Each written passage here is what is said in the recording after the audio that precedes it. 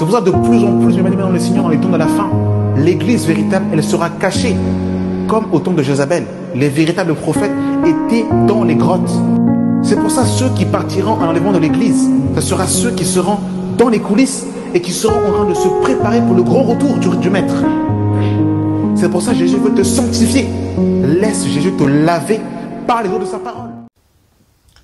La grâce et la paix par Jésus-Christ, le vivant, le ressuscité du troisième jour. Nous voulons parler, bien aimés, le Seigneur, aujourd'hui du premier épître de l'apôtre Jean. Qui était Jean? Jean, l'auteur traditionnel de cet épître, est généralement identifié comme Jean l'apôtre, fils de Zébédée, l'un des 12, frère de Jacques. Il est aussi l'auteur de l'évangile selon Jean, des 3 épîtres de Jean et de l'Apocalypse. Il a été un témoin direct de la vie, de la mort et de la résurrection de Jésus-Christ. Contexte historique et destinataire. 1 Jean a été écrit à la fin du 1er siècle, probablement entre 85 et 95 après Jésus-Christ, dans un contexte où l'Église fait face à de faux enseignements, notamment liés à des courants gnostiques naissants. Les gnostiques enseignaient une séparation stricte entre l'esprit bon et la manière mauvaise, niant souvent que Jésus soit venu dans un corps humain réel. Cela conduisait certains à rejeter l'incarnation du Christ et à minimiser l'importance de la vie morale. Jean écrit cette épître à des communautés chrétiennes d'Asie mineure, probablement autour d'Éphèse, pour défendre la vraie foi apostolique. Pourquoi Jean écrit cette épître? Pour combattre les fausses doctrines, souvent le docétisme, l'idée que Jésus n'avait qu'une apparence humaine. Pour affirmer les croyants dans la vérité, l'amour de l'assurance du salut, pour rappeler les marques d'un vrai chrétien, foi en Jésus-Christ, l'amour pour les frères et l'obéissance aux commandements. Langue et style. Langue originelle, grec koiné, style simple mais profond avec des contrastes marqués. Mise en garde et encouragement de Jean.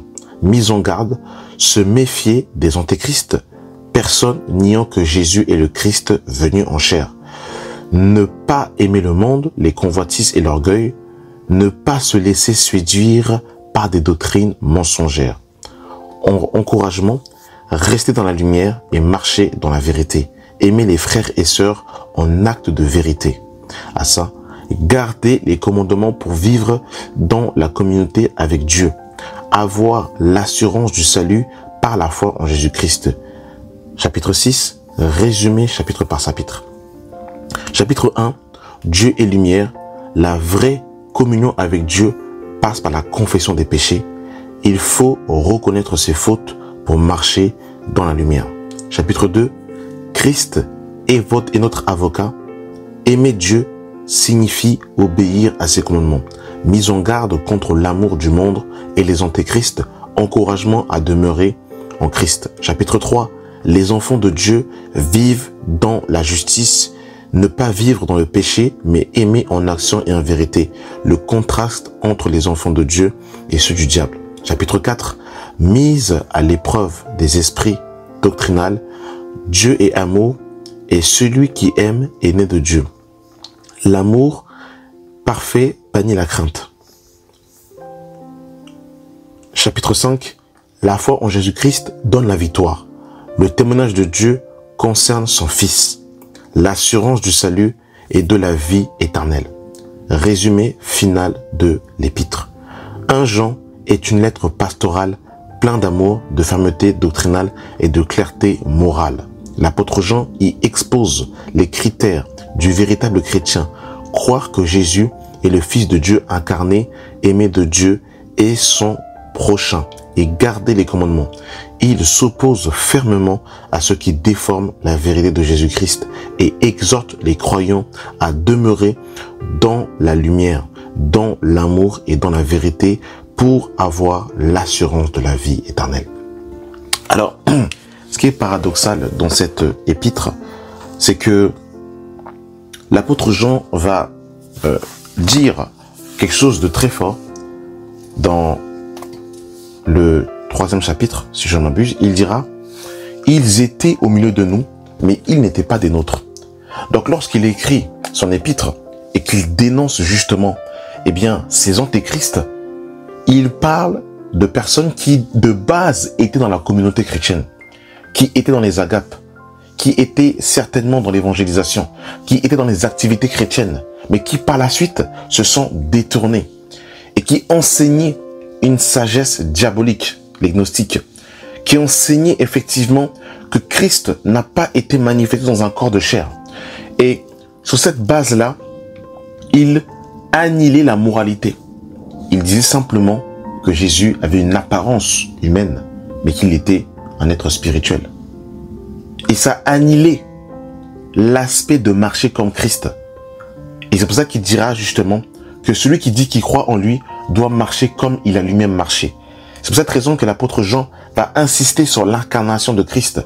Il va insister sur le fait de ne pas aimer le monde, littéralement par rapport à la moralité. Il va mettre l'accent sur la sainteté, littéralement. Il va mettre l'accent sur l'aspect d'aimer les frères et de garder les commandements.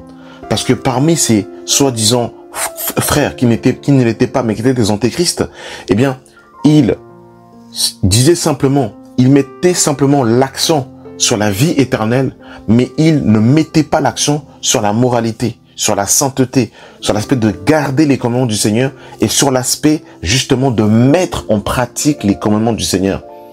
L'apôtre Jean mettait aussi l'accent sur l'amour.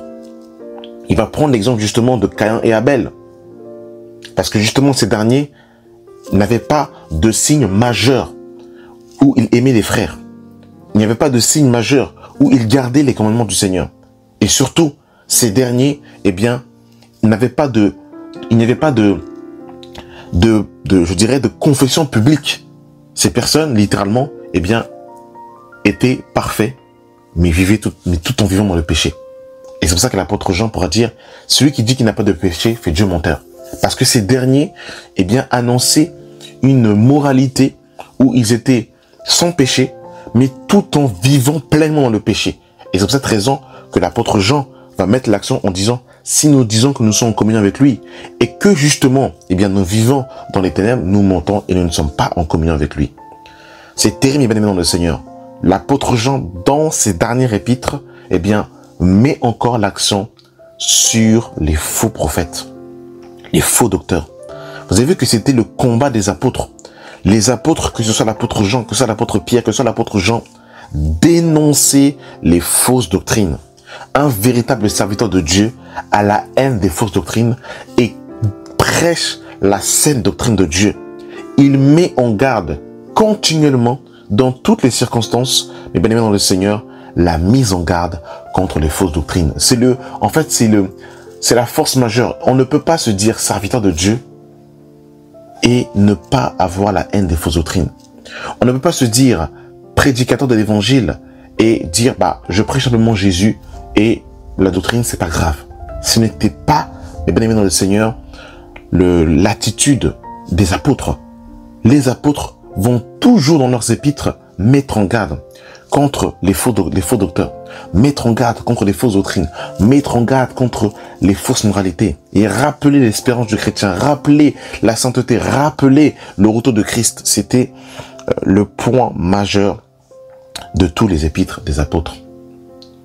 Que le Seigneur nous garde contre les faux ouvriers, les faux docteurs, les fausses doctrines et qui nous garde justement dans la saine doctrine. Amen.